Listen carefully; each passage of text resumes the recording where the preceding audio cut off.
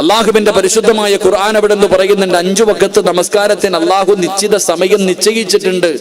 ഇരിക്കണം, നമ്മളിൽ എത്ര പേരാ 5 വഖത്ത് ജമാഅത്തായി നിസ്കരിക്കണം? എത്ര പേരാ? ഇത്രയും പെണ്ണുങ്ങൾ ഇവിടെ നിരന്നിരിക്കുന്നു. നിങ്ങൾ നിസ്കരിക്കാത്തവരാണെന്ന് ഞാൻ പറയണില്ല, നിങ്ങൾ എല്ലാവരും നിസ്കരിക്കുന്നവരാ. പക്ഷേ നിങ്ങൾ ളുഹർ നിസ്കരിക്കുന്നത് അസറിന്റെ തൊട്ട് മുമ്പാണെന്ന് മാത്രമേ ഉള്ളൂ. എന്റെ പ്രിയപ്പെട്ട സഹോദരിമാരുടെ അസർ നിസ്കാരം എപ്പോഴാ?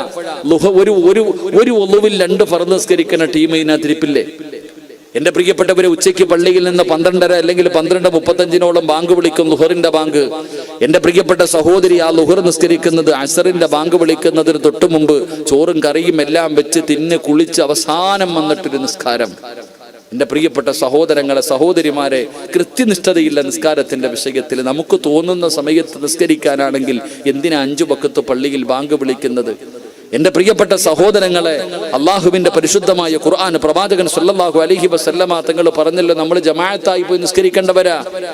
ആണുങ്ങൾക്കൊക്കെ പള്ളിയിൽ പോയി 5 നേരം ജമാഅത്തായി നിസ്കരിക്കേണ്ടവരാ. നമുക്ക് വലിയ മടിയാ പോയി നിസ്കരിക്കാൻ. എന്റെ പ്രിയപ്പെട്ടവരെ, പള്ളിയിലേക്ക് നടക്കുന്ന ഓരോ കാൽച്ചുവടിന്റെ പ്രതിഫലം എനിക്ക് നിങ്ങൾക്കും അറിയുമോ? നബി സല്ലല്ലാഹു അലൈഹി വസല്ലമ തങ്ങൾ പറഞ്ഞു, പള്ളിയിലേക്ക് നടക്കണം സഹോദരങ്ങളെ. നമ്മളൊക്കെ ഉസ്താദന്മാര് പ്രസംഗിക്കുന്നത് കേൾക്കുന്നവരാ. നരകത്തിന്റെ മുകളിലൂടെ അള്ളാഹു വലിച്ചു കെട്ടിയിരിക്കുന്ന പാലമാണ് സിറാത്ത് എന്ന് പറയുന്ന പാലം. വല്ലാത്ത നീളം. ഒരു പെണ്ണിന്റെ മുടിയെടുത്ത് 7 കീറിയാൽ ആ 7 ഒരു അംശം എങ്ങനെയാണ് അതുപോലെ നേർമ. അവിടെ നിന്ന് പറയുന്നുണ്ട്, ഹദീസിൽ കാണാം, വാളിന്റെ അഗ്രഭാഗത്തിനേക്കാൾ മൂർച്ചയുള്ള വല്ലാത്ത വഴുവഴുപ്പുള്ള ഇരുളും മൂടിയ വലിയ നീളമുള്ള പാലമാണ് സിറാത്ത് എന്ന് പറയുന്ന പാലം. ഈ സിറാത്ത് എന്ന് പറയുന്ന പാലം എത്രയോ കിലോമീറ്ററുകൾ, കോടാനി വർഷത്തെ വഴിദൂരം സഞ്ചരിക്കാനുള്ള നീളമുണ്ടെന്ന കയറ്റവും ഇറക്കവും നിരപ്പുമായിട്ട്. ഈ പാലത്തിലൂടെ കേറിയിട്ടല്ലാതെ ഒരാൾക്ക് സ്വർഗത്തിൽ പോകാൻ പറ്റൂല. ഈ പാലത്തിലൂടെ കേറിയിട്ടല്ലാതെ ഒരാൾക്ക് സ്വർഗത്തിൽ പോകാനുള്ള വേറെ വഴിയുമില്ല. ഖുർആൻ എടുത്തു നോക്ക്, ഹദീസ് എടുത്തു നോക്ക്. ആഖിറത്തിലെ, പരലോകത്തിലെ ഒരു ദിവസം ഈ ദുനിയാവിലെ 50,000 വർഷത്തിന്റെ ദൈർഘ്യമുണ്ടെന്ന. ഈ ദുനിയാവിലെ 50,000 വർഷത്തെ ദൈർഘ്യമുണ്ട് അവിടുത്തെ ഒരു ദിവസത്തിന്. അപ്പൊ അങ്ങനെ നിങ്ങളൊന്ന് ചിന്തിച്ചു നോക്കിക്കേ. ഇങ്ങനെ 50,000 വർഷം കയറ്റം, 50,000 വർഷത്തെ വഴിദൂരം ഇറക്കും എന്നൊക്കെ ഹദീസിന്റെ കിതാബുകൾ പറയുമ്പോ ഈ സിറാത്ത് പാലം കടന്ന് എന്ന് നമ്മൾ സ്വർഗത്തിൽ പോകാനാ? ഈ സിറാത്ത് പാലം കടന്ന് എന്നാ നമ്മൾ സ്വർഗത്തിൽ പോകാ? അതിനാണ് മുഫസ്സിരീങ്ങൾ, പണ്ഡിതന്മാര്, മഹത്തുക്കൾ, ഇമാം ഗസാലി റളിയല്ലാഹു തആല മഹാനവറുകളെ പോലുള്ളവർ പറയുന്നു, എന്റെ പ്രിയപ്പെട്ടവരെ, ചില സമയം ഇപ്പൊ നമ്മളൊക്കെ ഇസ്റാഉം മിഅ്റാജും ഒക്കെ ചർച്ച ചെയ്യുന്ന കാലവാ. ഇസ്റാഉം മിഅ്റാജും ഒക്കെ ചർച്ച ചെയ്യുമ്പോൾ ഒറ്റ രാത്രി കൊണ്ട് 7 ആകാശവും കടന്ന് അള്ളാഹുവിന്റെ മുന്നിൽ പോയിട്ട് വന്നു എന്ന് പറയുന്നത് സ്വപ്നമാണെന്ന് പറയുന്ന മഹാന്മാരുള്ള കാലവാ. എന്റെ പ്രിയപ്പെട്ട സഹോദരങ്ങളെ, അള്ളാഹുവിന്റെ റസൂൽ സല്ലല്ലാഹു അലൈഹി വസല്ലമ തങ്ങൾ പറയുന്നു, മഹത്തുക്കൾ പറയുകയാ, പള്ളിയിലേക്ക് നടക്കാൻ പറയുന്നത് വെറുതെയല്ല. ഒരാൾ പള്ളിയിലേക്ക് നടന്നാൽ ഓരോ ചുവട്ടടിക്കും പ്രതിഫലമുണ്ട്. അത് മാത്രമല്ല, ആരെങ്കിലും പള്ളിയിലേക്ക് നിസ്കരിക്കാൻ വേണ്ടി നടക്കുന്ന കാൽച്ചുവട് വെറുതെയല്ല. അവൻ നാളെ സിറാത്ത് പാലത്തിൽ ഒരു കാലെടുത്തു വെക്കുമ്പോൾ ലക്ഷക്കണക്കിന് കിലോമീറ്ററുകൾ ദൂരം ആ ഒരൊറ്റ ചുവട്ടടിയിൽ അങ്ങ് പോകുമെന്നാ. ഒരു കാലെടുത്ത് അങ്ങോട്ട് വെക്കുമ്പോൾ ആ സിറാത്ത് പാലത്തിൽ ലക്ഷക്കണക്കിന് കിലോമീറ്ററുകൾ പോകുകയാ. അത്രയും പെട്ടെന്ന് ഓരോ, അതാ പള്ളിയിലേക്ക് നടക്കാൻ പറഞ്ഞേ. പള്ളിയിലേക്ക് നടന്നു പോകുന്നതിന്റെ പ്രതിഫലം, എന്റെ പ്രിയപ്പെട്ടവരെ, പള്ളിയുടെ മെമ്പറിനകത്ത്, മിഹ്റാബിനകത്ത് ബൈക്ക് കയറ്റാൻ പറ്റുമെങ്കിൽ നമ്മൾ അവിടെ കയറ്റുന്നവന്മാരാ. നമ്മൾ എന്നാലും നടക്കൂല. നമുക്ക് നടക്കാൻ വലിയ മടിയാ. ഡോക്ടർ പറഞ്ഞു കൊളസ്ട്രോൾ കൂടുതലാണ്, ലിവർ ഫാറ്റ് കൂടുതലാണ്, രാവിലെ എഴുന്നേറ്റ് 1/2 മണിക്കൂർ നടക്കണം, ഇല്ലെങ്കിൽ ചത്തുപോകുമെന്ന് പറഞ്ഞപ്പോൾ ഞാൻ നിങ്ങൾ നടക്കാൻ തുടങ്ങി. എന്നോടും ഡോക്ടർ പറഞ്ഞിരിക്കുക നടക്കാൻ. അല്ലാഹു അഅലം. അല്ലാഹു ആഫിയത്തും ദീർഘായുസ്സും തരുമാറാകട്ടെ. ആമീൻ പറ. 1400 വർഷങ്ങൾക്ക് മുമ്പ് നബി സല്ലല്ലാഹു അലൈഹി വസല്ലമ തങ്ങൾ പറഞ്ഞു, നിങ്ങൾ പള്ളിയിലേക്ക് ഒളുവെടുത്തിട്ട് നടന്നുപോ, നിന്റെ ഓരോ ചുവട്ടടിക്കും പ്രതിഫലമുണ്ട്, നീ രക്ഷപ്പെടും. ഞാനും നിങ്ങളും നടക്കൂല. 2 ചെവിയിൽ 2 കുന്തവും വെച്ചിട്ട് ഒരുത്ത ഇരിപ്പുണ്ട്. ഓൻ ഇങ്ങനെ നോക്കിയിട്ട് പറഞ്ഞു, ഖുർആനിൽ ഇല്ലല്ലോ 250 കൊളസ്ട്രോൾ കൂടുതലാന്നുണ്ടോ? ഹദീസിൽ വല്ലതും ഉണ്ടോ? ഇല്ലല്ലോ. ഓൻ പറഞ്ഞു, നീ ചത്തുപോകും, നടക്കണം, രാവിലെ എഴുന്നേറ്റ് 1/2 മണിക്കൂർ നടക്കണമെന്ന് പറഞ്ഞപ്പോ ഇന്ന് വരെ സുബഹിക്ക് എഴുന്നേക്കാത്ത നിന്റെ ഭാര്യ എഴുന്നേറ്റു.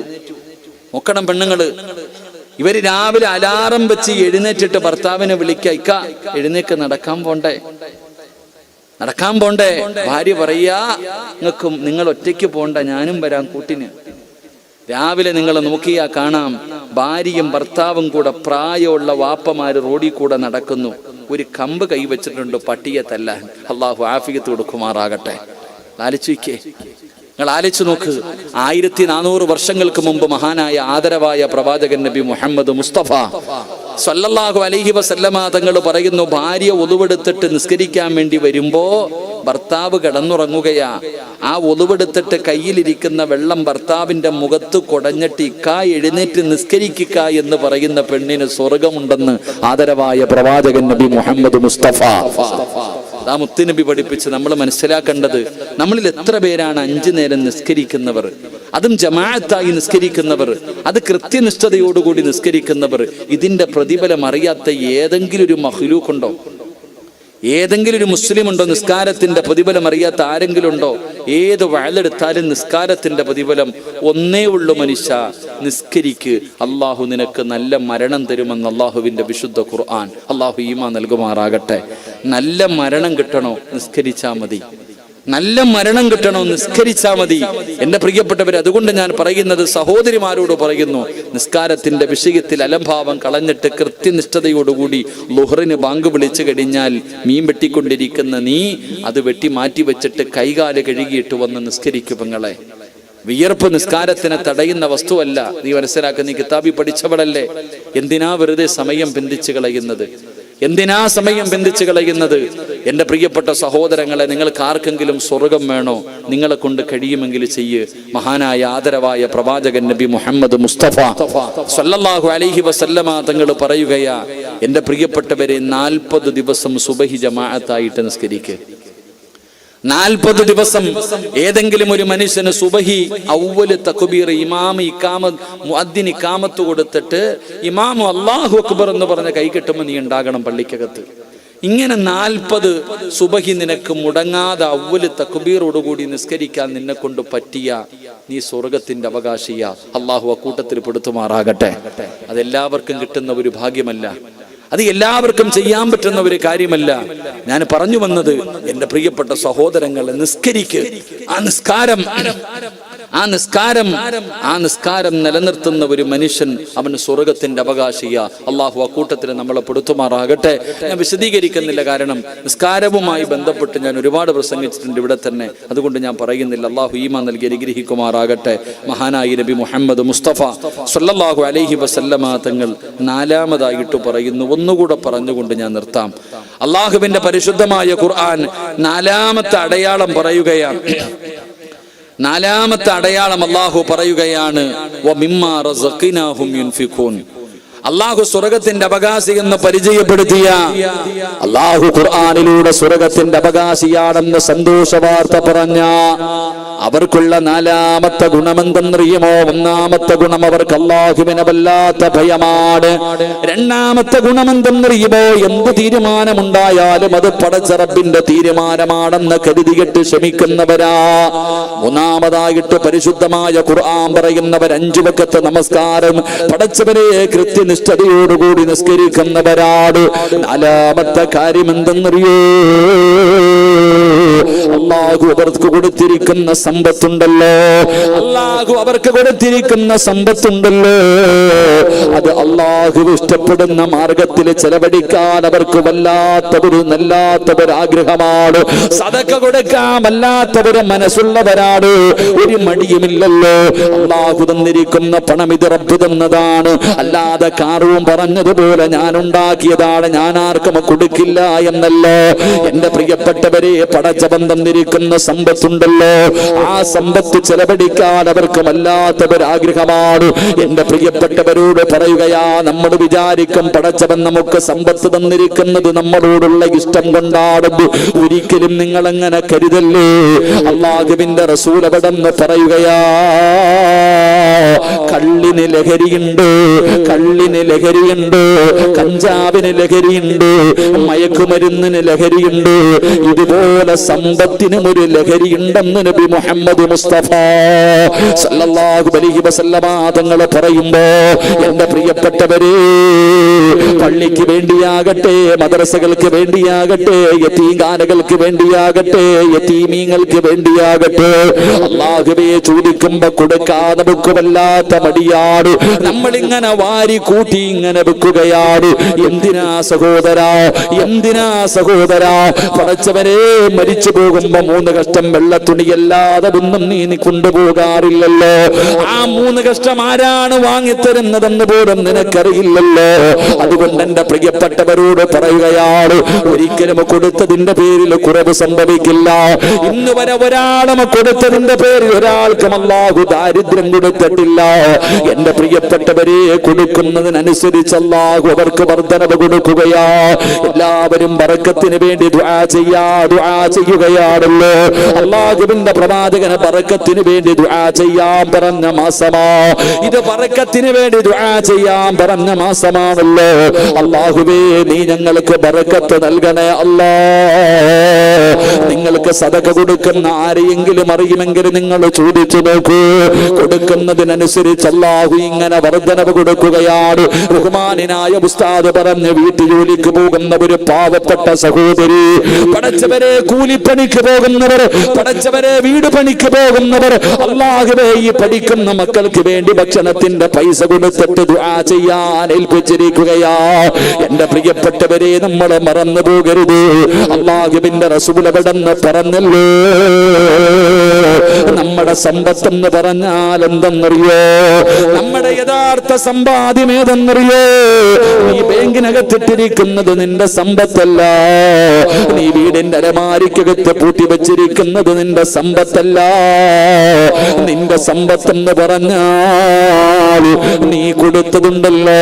അല്ലാഹുവിന്റെ പള്ളികൾക്ക് വേണ്ടി, മദ്രസകൾക്ക് വേണ്ടി, യതീംഖാനകൾക്ക് വേണ്ടി, പാവപ്പെട്ട പെൺമക്കളുടെ വിഭാഗത്തിന് വേണ്ടി, രോഗം പിടിച്ചു കിടക്കുന്ന പാവപ്പെട്ട രോഗികൾക്ക് വേണ്ടി നീ കൊടുത്ത സദഖയാണ് നിന്റെ യഥാർത്ഥ സമ്പാദ്യം. അതാണ് നിന്റെ യഥാർത്ഥ സമ്പാദ്യം.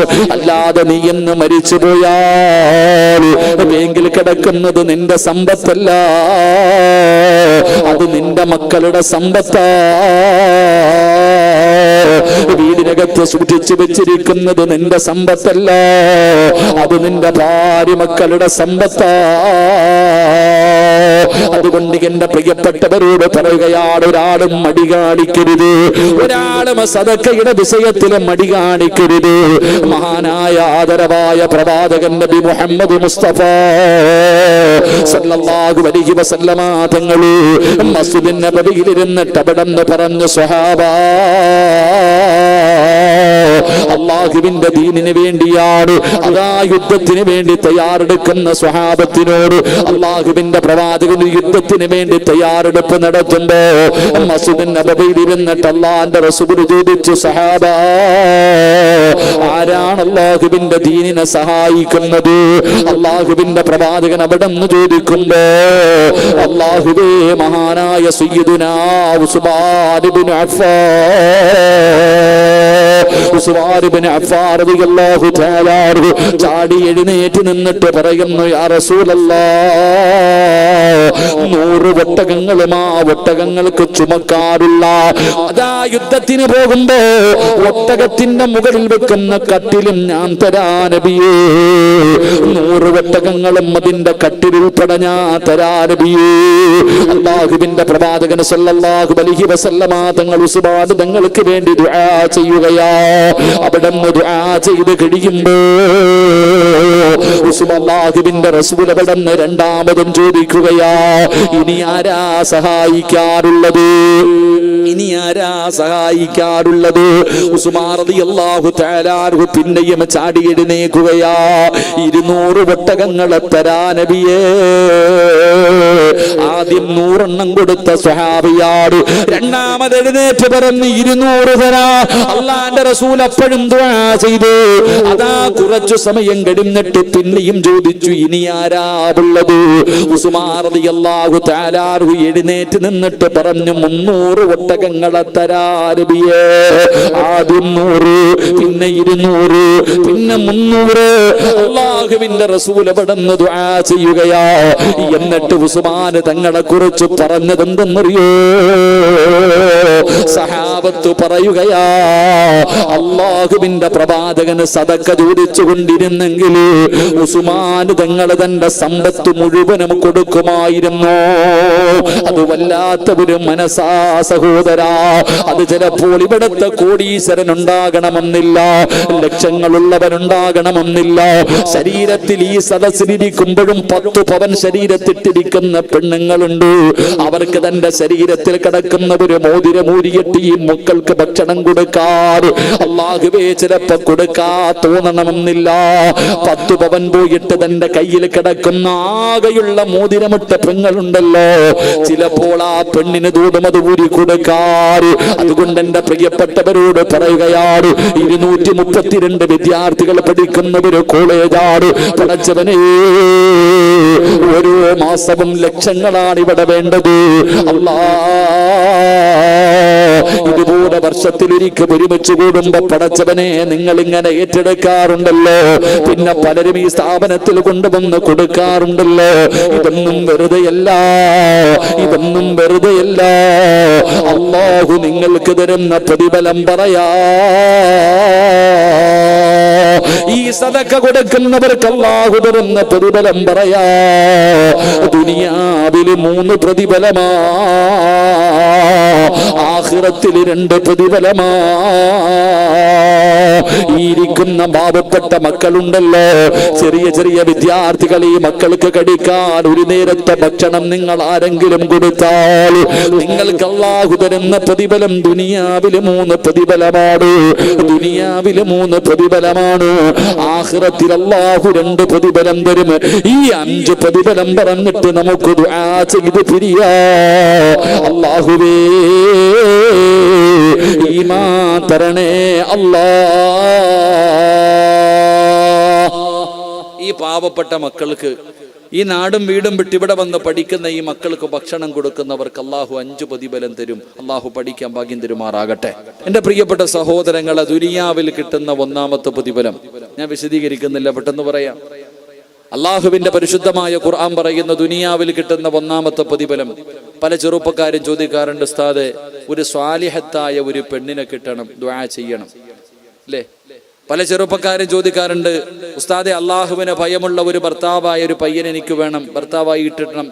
ചില പെണ്ണുങ്ങൾ പറയും നല്ലൊരു ഭർത്താവിനെ കിട്ടണം, ആണുങ്ങൾ പറയും നല്ല ഒരു പെണ്ണിനെ കിട്ടണം.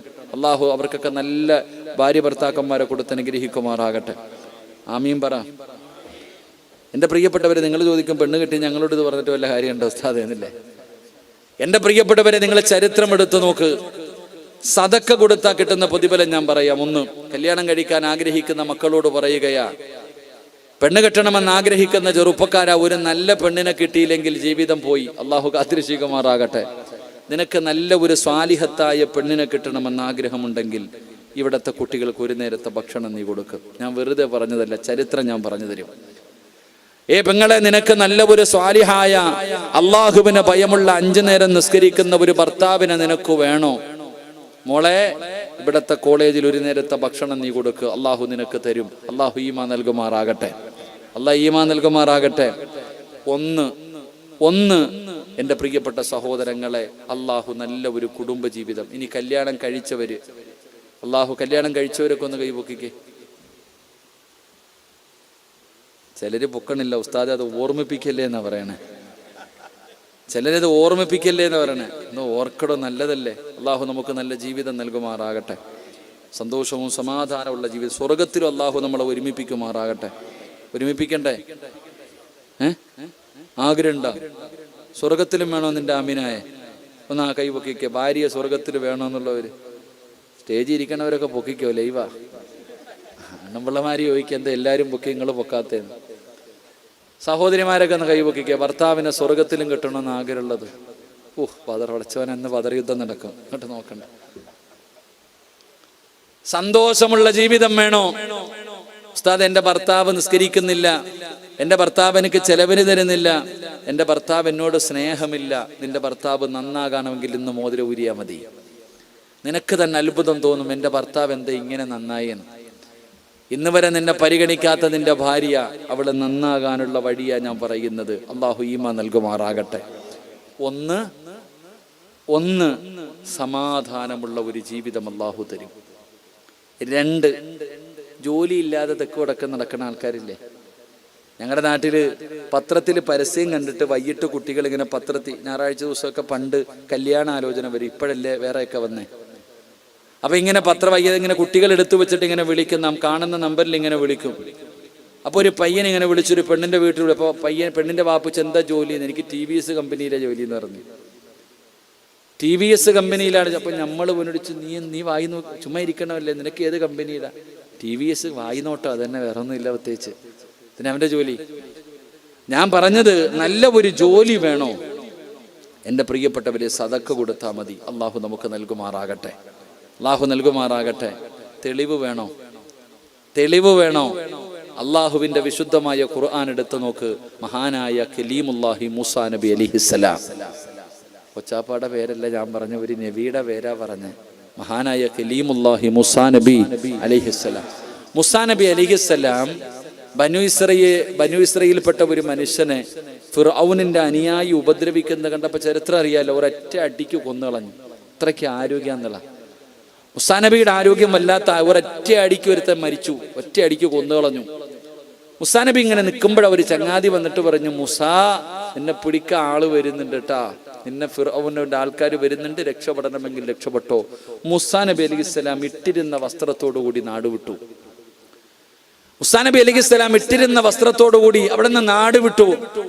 മദിയൻ എന്ന് പറയുന്ന ഒരു സ്ഥലത്തേക്കാ മൂസാ നബി കടന്നുപോയത്. മൂസാ നബി അലൈഹിസ്സലാം ഇങ്ങനെ മദിയൻ എന്ന് പറയുന്ന നാട്ടിൽ പോകുമ്പോ കുറെ ആണുങ്ങളും പെണ്ണുങ്ങളും ഇങ്ങനെ തിരക്ക് കൂട്ടുകയാ വെള്ളം കോരാൻ. വെള്ളം കോരുന്നതിന് വേണ്ടി ആണുങ്ങളും പെണ്ണുങ്ങളും തിരക്ക് കൂട്ടുന്നു.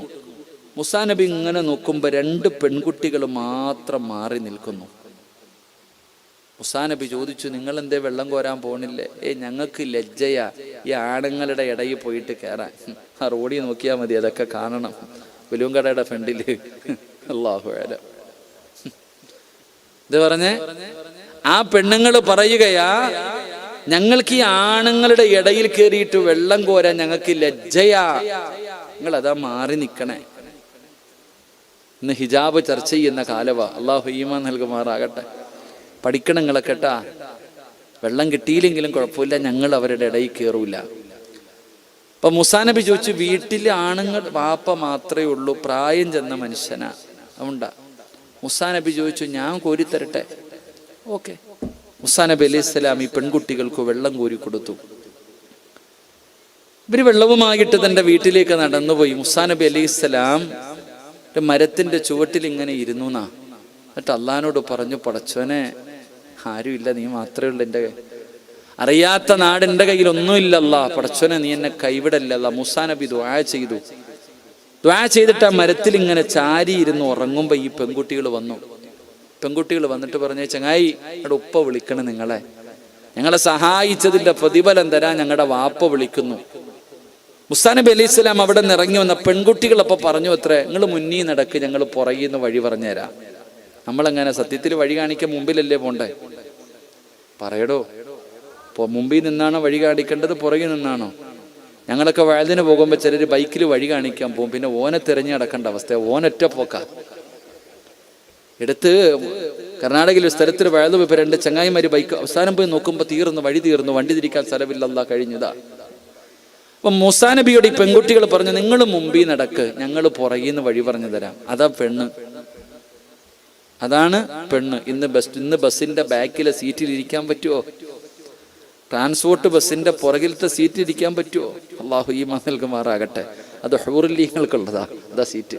അങ്ങനത്തെ അവസ്ഥയാ. അപ്പൊ ഇങ്ങനെ പെൺകുട്ടികൾ പുറകിൽ നിന്ന് വഴി പറഞ്ഞു കൊടുത്തു. അങ്ങനെ മൂസാ നബി അലൈഹിസ്സലാം വീട്ടിൽ ചെന്നപ്പോ ആരായിരുന്ന ഈ പെൺകുട്ടികളുടെ വാപ്പ മഹാനായ ശുഐബ് നബി അലൈഹിസ്സലാം, പ്രവാചകനാ. ശുഐബ് നബി അലൈഹിസ്സലാം ആയിരുന്ന ഈ പെൺകുട്ടികളുടെ വാപ്പ. അവസാനം എൻ്റെ പ്രിയപ്പെട്ടവരെ, മൂസാ നബി അലൈഹിസ്സലാമിന് പ്രതിഫലം കൊടുത്തു. എന്താ പ്രതിഫലം കൊടുത്തെന്നറിയോ? 10-11 വർഷം ജോലി കിട്ടി. എത്ര വർഷം ജോലി? നാട് വിട്ടുപോയ മൂസാ നബി അലൈഹി ഇസ്ലാമിന് എത്ര കൊല്ലം ജോലി?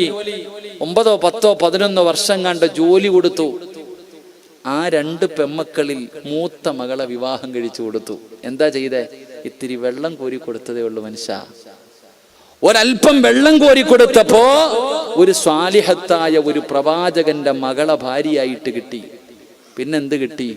ജോലിയും കിട്ടി. സമാധാനമുള്ള ജീവിതം അള്ളാഹു നമുക്ക് നൽകുമാറാകട്ടെ. ഉറക്കപ്പുറം അള്ളാഹു നൽകുമാറാകട്ടെ. ഇത് പൈസ കിട്ടാൻ ഞാൻ പറഞ്ഞതല്ല, വെള്ളം കോരി കൊടുത്തപ്പോ അള്ള കൊടുത്ത പ്രതിഫലമാ. അപ്പൊ ഈ മക്കൾക്ക് ഭക്ഷണം കൊടുത്താലോ? 2 പ്രതിഫലം. 3-ാമത്തെ പ്രതിഫലം എന്താ? 3-ാമത്തെ പ്രതിഫലം, എൻ്റെ പ്രിയപ്പെട്ട സഹോദരങ്ങളെ, ഈ ലോകത്ത് നിന്ന് യാത്ര പറയുന്ന സമയത്ത് ഇങ്ങനെ കാണിച്ചു തരും നീ കൊടുത്തതിൻ്റെ പ്രതിഫലം. സ്വർഗം എന്ന് പറഞ്ഞ് കൊതിച്ച് നടക്കല്ലേ ഞാനും നിങ്ങളും? ആഗ്രഹമുണ്ട് നമുക്ക് സ്വർഗത്തിൽ പോകാൻ. എന്റെയും നിങ്ങളുടെയും ജീവിതത്തിലെ ഏറ്റവും വലിയ മോഹമാ സ്വർഗത്തിൽ പോകാൻ. ഈ സ്വർഗം നിനക്ക് വേണോ? മരിക്കുമ്പോ കാണണ ചങ്ങാതി, അല്ലാതെ അവിടെ പോയിട്ടല്ല. ഇത് മരിച്ചങ്ങ് പരലോകത്ത് ചെന്നിട്ട് മസ്റയെല്ലാം കഴിഞ്ഞ് സിറാത്ത് കടന്നിട്ട് പോകുന്ന ആ സ്വർഗം ഉണ്ടല്ലോ, ആ സ്വർഗം നീ മരണത്തോട് മല്ലടിച്ചുകൊണ്ട് കിടക്കുന്ന സമയം അള്ളാഹുവിന്റെ മലക്കുകൾ കൊണ്ടുവന്നിട്ട് കാണിച്ചു തരണം. ഇതാ സ്വർഗം. ആ മക്കൾക്ക് ഭക്ഷണം നീ കൊടുത്തില്ലേ? ആ ഖുർആൻ പഠിക്കുന്ന, കിതാബ് പഠിക്കുന്ന മക്കളെ നീ ഏറ്റെടുത്തില്ലേ? ആ മക്കളെ സ്വന്തം മക്കളെ പോലെ നീ സ്നേഹിച്ചതിന്, അവർക്ക് ഭക്ഷണം കൊടുത്തതിന്, മുത്തഅല്ലിമീങ്ങളെ ബഹുമാനിച്ചതിന് അള്ളാഹ് നിനക്ക് തരുന്ന പ്രതിഫലം ഇതാണെന്ന് ഇങ്ങനെ കാണിച്ചു തരും. അള്ളാഹു കണ്ടു മരിക്കാൻ ഭാഗ്യം തരുമാറാകട്ടെ. ഉറക്കപ്പറ അള്ളാഹു ഭാഗ്യം തരുമാറാകട്ടെ. ഇത് ദുനിയാവിലെ പ്രതിഫലം. ഇത് ദുനിയാവിലെ പ്രതിഫലം. എന്റെ പ്രിയമുള്ള സഹോദരങ്ങളോട് സഹോദരിമാരോട് വെറുതെ പറഞ്ഞതല്ല. എന്റെ പ്രിയപ്പെട്ടവരെ, സദഖ കൊടുത്തു കഴിഞ്ഞാൽ ഈ ദുനിയാവിൽ അല്ലാഹു തരുന്ന പ്രതിഫലം സന്തോഷവും സമാധാനവുമുള്ള ഒരു ജീവിതമാണ്.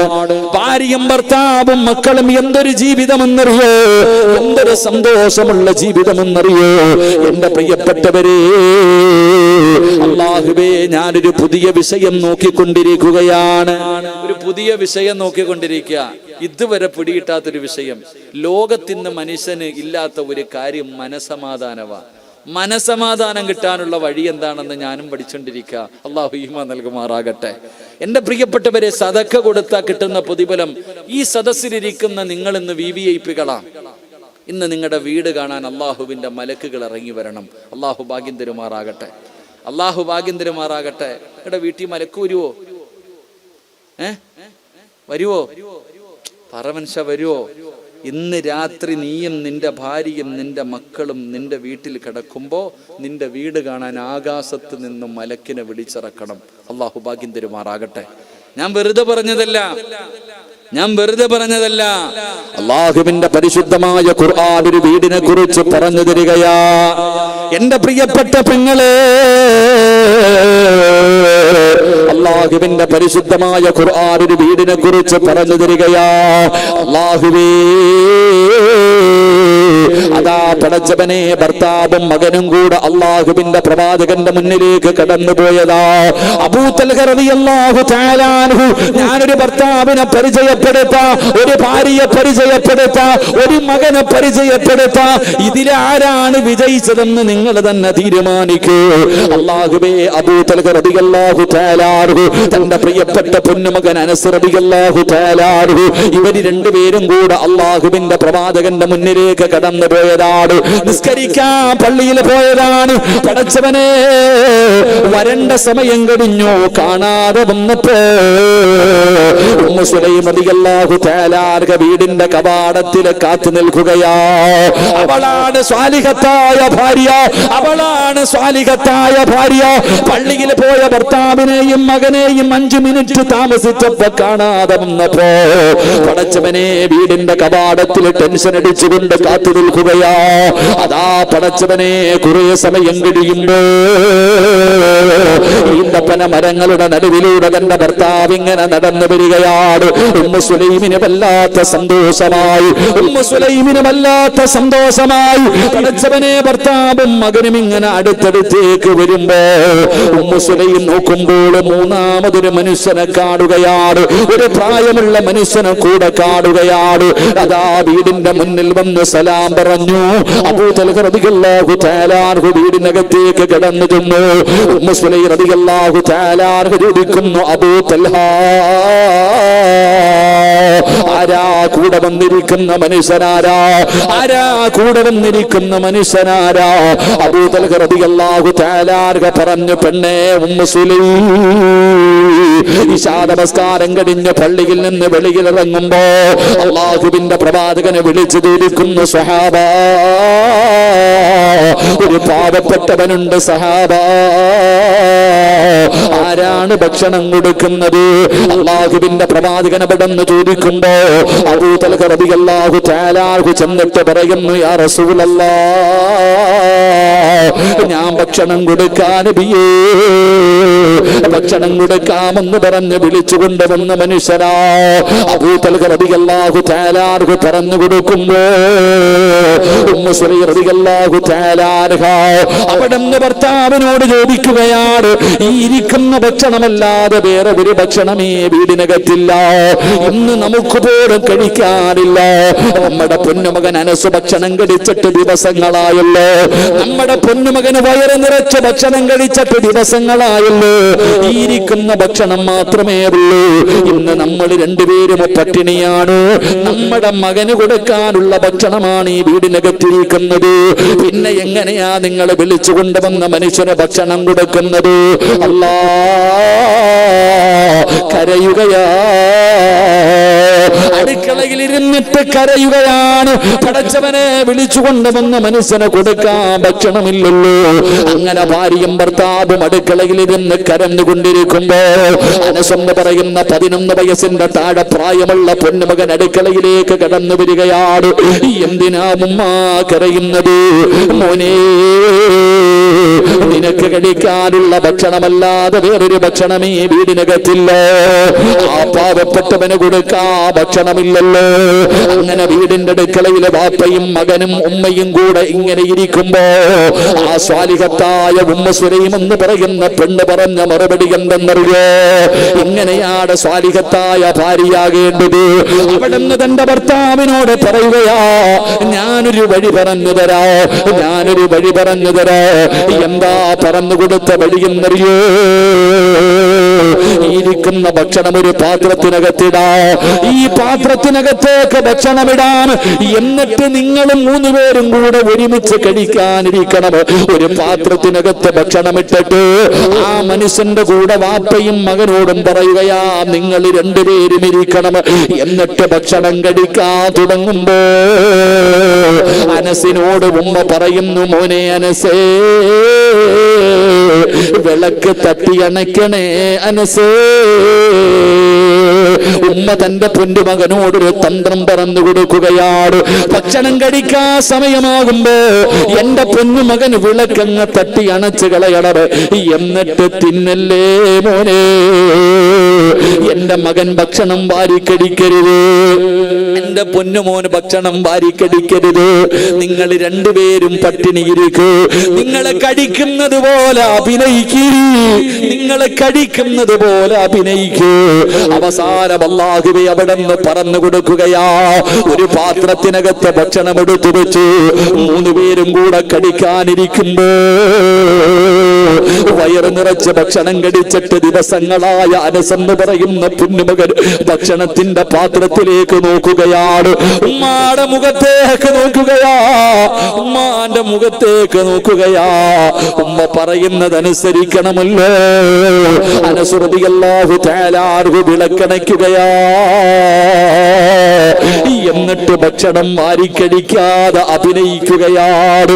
ആ മനുഷ്യനൊന്നും അറിയാതെ ഭക്ഷണം കഴിച്ചു. അവിടെ അൽഹംദുലില്ലാഹ് അവിടെ ദുആ ചെയ്തിറങ്ങി പോകുമ്പോ അവര് 3 പേരും അന്ന് രാത്രി പട്ടിണിയാണ്. ഇവര് 3 പേരും അഭിനയിച്ചതാണ്. വീടിനകത്ത് പട്ടിണിയാണ്. ആരും പരാതി പറഞ്ഞില്ല. ഈ അനസ് എന്ന് പറയുന്ന 11 വയസ്സുകാരൻ പോലും ചോദിച്ചില്ല, എനിക്ക് തന്നില്ലല്ലോ അപ്പാ. പടച്ചവനെ, 3 പേരും വിശന്ന് തളർന്നു കിടന്ന് ഉറങ്ങുകയാണ്. സുബഹിക്ക് ബാങ്ക് വിളിച്ചു. അബൂ തൽഹ റളിയല്ലാഹു തആല അൻഹു ചാടി എഴുന്നേറ്റ് ഭാര്യയെ വിളിച്ചുണർത്തി. എന്നിട്ട് പറഞ്ഞു, ഉമ്മു സുലൈം, പൊന്നുമകനെ വിളിച്ചുണർത്ത്, പള്ളിയിൽ കൊണ്ടുപോകാൻ, നിസ്കരിക്കാൻ പള്ളിയിൽ പോകണമല്ലോ. പടച്ചവരെ, തളർന്നു കിടക്കുന്ന പൊന്നുമകന്റെ ചാരത്ത് വന്നിട്ട് വിളിക്കുകയാ, പള്ളിയിൽ പോകാൻ എനിക്ക് വയ്യവുപ്പാ, ശരീരം തളരുന്നതുപ്പാ. അബൂ തൽഹ റളിയല്ലാഹു തആല അൻഹു പറഞ്ഞു, ഉപ്പാടെ ചുമലിൽ കേറുമോനെ, ഉപ്പ നിന്നെ പള്ളിയിലേക്ക് കൊണ്ടുപോകാ. അവസാനം തന്റെ പൊന്നുമകനെ ചുമലിലേറ്റിയിട്ട് പള്ളിയിലേക്ക് കടന്നുപോയി. അവസാന സുബഹി നമസ്കാരം കഴിഞ്ഞു. അല്ലാഹുവിന്റെ റസൂൽ ചോദിക്കുന്നു, അയിന അബൂ തൽഹ, അബൂ തൽഹ എവിടെ, അബൂ തൽഹ എവിടെ? അല്ലാഹുവേ, ലബ്ബൈക യാ റസൂലല്ലാഹ്, ഞാനിവിടെ ഉണ്ട് നബിയേ. അല്ലാഹുവിന്റെ റസൂൽ അടുത്തേക്ക് വിളിക്കുകയാണ്. അബൂ തൽഹ റളിയല്ലാഹു തആല അൻഹുവിനെ അടുത്തേക്ക് വിളിച്ചു. തന്റെ പൊന്നുമകനുമായിട്ട് മുത്തുനബിയുടെ ചാരത്ത് ചെന്നപ്പോ റസൂലുള്ളാഹി പറഞ്ഞ മറുപടി എന്തെന്നറിയോ?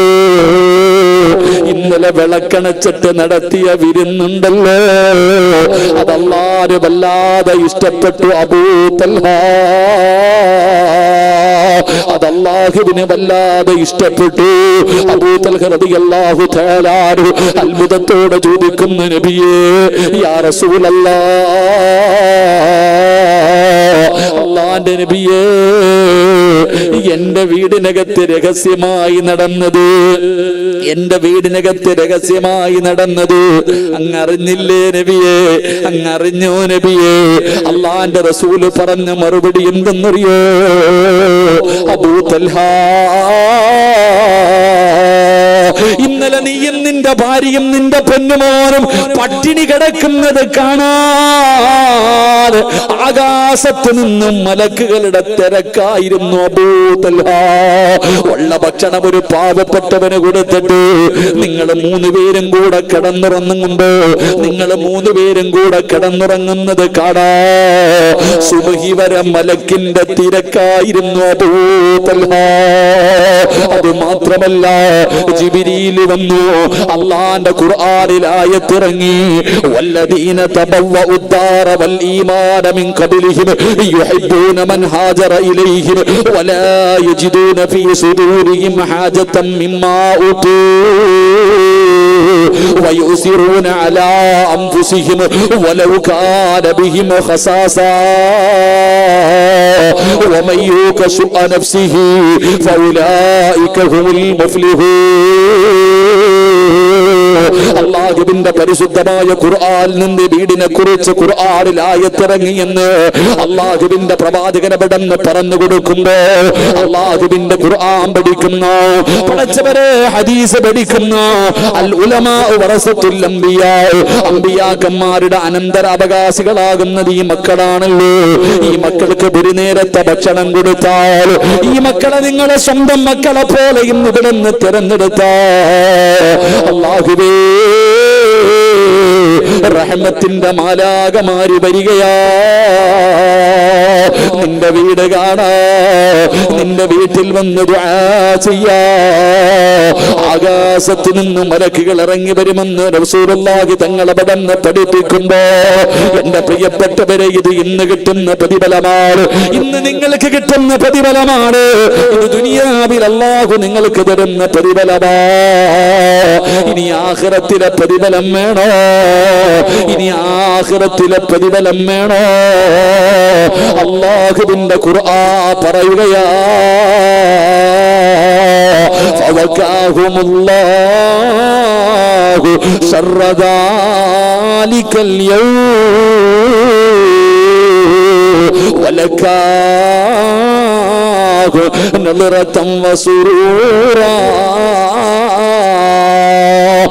അല്ലാഹുവിന്റെ പരിശുദ്ധമായ ഖുർആൻ വയുതഇമൂന തഅമ അലാ ഹുബ്ബിഹി മിസ്കീനൻ വയതീമൻ വഅസീറാ ഇന്നമാ നുതഇമുകും ലിവജ്ഹില്ലാഹ് ലാ നുരീദു മിൻകും ജസാഅൻ വലാ ശുകൂറാ ഇന്നാ നഖാഫു മിർ റബ്ബിനാ യൗമൻ അബൂസൻ ഖംതരീറാ ഫബകാഹുമുല്ലാഹു ശർറ ദാലികൽ അല്ലാഹുവിന്റെ വിശുദ്ധമായ ഖുർആൻ പറയുന്ന ഇസ്രാഫീൽ എന്ന് പറയുന്ന മലക്ക് സൂർ എന്ന് പറയുന്ന കാഹളത്തിൽ രണ്ടാമത് മൂതുമ്പോ പുത്തനങ്ങാടി പള്ളിയുടെ ഖബർസ്ഥാനിൽ നിന്ന് തലയുടെ മുകളിൽ വെച്ചിരിക്കുന്ന മണ്ണ് തട്ടിക്കളഞ്ഞിട്ട് നാളെ പടച്ചറപ്പിന്റെ പരലോകത്തേക്ക് എഴുന്നേറ്റ് വരുന്ന ദിവസമുണ്ടല്ലോ അല്ലാഹുവേ, പട്ടിയുടെയും പന്നിയുടെയും കഴുതയുടെയും പേപ്പട്ടിയുടെയും നടന്നു വരുന്നവർ, ഇടഞ്ഞു വരുന്നവർ, മുഖത്ത് മാംസമില്ലാത്തവർ, കുഷ്ഠരോഗികളെ പോലെ വരുന്നവർ, പട്ടിയുടെയും പന്നിയുടെയും കൂലത്തില് കടന്നു വരുന്നവർ, പിന്താരങ്ങളിൽ കുടുകുത്തി വെച്ച് വരുന്നവർ, പല പല വിഭാഗങ്ങളായി കബറിനകത്ത് നിന്ന് എഴുന്നേറ്റ് വരുന്ന പടച്ചറപ്പിന്റെ പരലോകമുണ്ടല്ലോ. ചെമ്പിന്റെ തറയിലാവുപ്പാ ഉടുതുണിയില്ല പെങ്ങള്, ചെരുപ്പില്ലാതെ നക്കരെ പോലെ നാളെ പടച്ചറപ്പിന്റെ കോടതിയിലെ ചെമ്പിന്റെ തറയിലും കിനി നിൽക്കുമ്പോ ഒരു ചാട് മുകളിലെ സൂര്യനാ, ഒരു ചാട് മുകളിലെ സൂര്യനാ. എന്തൊരു ഭയാനകമായ ചൂടാ അവിടെ കിടന്ന് നിലവിളിയാ. യാ വൈലത്താ യാ ഹസ്റത്താ, എന്റെ നാശമേ, എന്റെ നാശമേ എന്ന് പറഞ്ഞുകൊണ്ട് നിലവിളിക്കുന്ന ദിവസമുണ്ടല്ലോ. ചെമ്പിന്റെ തറയിൽ നിന്നിട്ട് ഉരുകുമല്ലോ. ഉയർപ്പ് താഴാതെ മുട്ടുവര, അരവര, നെഞ്ചുവര, കഴുത്തുവരെ ജനങ്ങളിങ്ങനെ വിയർപ്പിനകത്ത് കിടന്ന് മുങ്ങുമല്ലോ. തലച്ചോറ് തിളയ്ക്കുന്ന ദിവസമാ. അടുക്കളയിലെ ചോറ് വെക്കുമ്പോ ചോറ് പാത്രത്തിനകത്ത് വെള്ളത്തിനകത്ത് കിടന്ന് തിളയ്ക്കുന്നത് കാണുന്ന ഉമ്മ, ചൂടുള്ള നാളുണ്ട്, കിയാമം നാളാ. ചുരുക്കി പറഞ്ഞാൽ എന്ത് ഹാലാ ചൂളാ. വൻദോഷ വണ്ടിയോ മായി വരുന്നേ കാളാ, ക്ഷീണത്തിനാലൊലിക്കുന്നതാണേ ഇളാ. സുഹൃത്തുക്കളെ തിളയ്ക്കുന്നതാണേ മൂള. അമലൊന്നുമില്ല ദങ്ങു ചെന്നാ കോള. ഈ തലയോട്ടിക്കകത്ത് കിടക്കുന്ന തലച്ചോറിങ്ങനെ തിളച്ചിട്ട് മുഖത്തുകൂടെ ഒലിച്ചിറങ്ങുന്ന ഒരു ദിവസമുണ്ട് മോളെ. പ്രസവത്തിന് മരണവേദനയാണെന്ന് പറയുന്ന പെങ്ങളെ, അല്ലാഹുവേ, നാളെ പരലോകത്ത് വെച്ചൊരു പെണ്ണ് പ്രസവിച്ചാ അറിയില്ല ഉമ്മ. അങ്ങനെ ഒരു ദിനം നിനക്ക് വരാനുണ്ടല്ലോ. യൗമ യഫിറുൽ മർഉ മിൻ അഖീഹി വ ഉമ്മിഹി വ അബീഹി വ സ്വഹിബതിഹി വ ബനീഹി. മക്കൾ പറയുന്നു, അല്ലാഹ്, വാപ്പയുടെ നന്മയെടുത്ത് എനിക്കിതാ എന്റെ പാപമുപ്പാടെ തലയില് കെട്ടിവെച്ചിട്ട് ഉപ്പാനെ നരകത്തിലെറിഞ്ഞു, എനിക്ക് സ്വർഗമ തരണേ അല്ലാ എന്ന് മക്കള് പറയുന്ന ദിവസമുണ്ടല്ലോ. ചെമ്പിന്റെ തറയിൽ നിന്നിട്ട് കാല് പൊള്ളുമ്പോ 9.5 മാസക്കാലം ഗർഭം ചുമന്ന് മരണവേദനയുടെ വേദനയും നിന്ന് പ്രസവിച്ച നിന്റെ പൊന്നാര മക്കള് അല്ലാഹുവോട് പറയുന്നു, എന്റെ മുമ്മാനവെന്നും മലത്തിക്കടത്തിത്താല്ല, നെഞ്ചത്ത് കയറി ഞാനൊന്ന് നിൽക്കട്ടെ റബ്ബേ എന്ന് നമ്മുടെ പൊന്നാര മക്കള് പറയുന്ന ഒരു ദിവസമുണ്ടല്ലോ. ആ ദിവസത്തിൽ നിനക്ക് രക്ഷപ്പെടണോ, ആ ദിവസത്തിൽ നിനക്ക് രക്ഷപ്പെടണോ. ഒരു പേടിയും വേണ്ട. ഫവകാഹുമുല്ലാഹു ശർറ ദാലികൽ യൗം. ഏറ്റവും ശർറായ ദിവസം നിനക്ക് രക്ഷയാ. മുത്തുനബി പറഞ്ഞില്ലേ, നാളെ കബറിനകത്ത് നിന്ന് എഴുന്നേക്കുകയാണ്. നാളെ കബറിനകത്ത് നിന്ന് എഴുന്നേറ്റിട്ട് ഒരു വിഭാഗം പറവകളെ പോലെ പറക്കുകയാ. ഒരു വിഭാഗം പറവകളെ പോലെ പറക്കുകയാണ്. അവര് പറന്ന് പറന്ന് സ്വർഗത്തിന്റെ മുന്നിലെത്തുമ്പോ മലക്ക് ചോദിക്കുകയാ, നിങ്ങളാരാ? നിങ്ങളാരാ?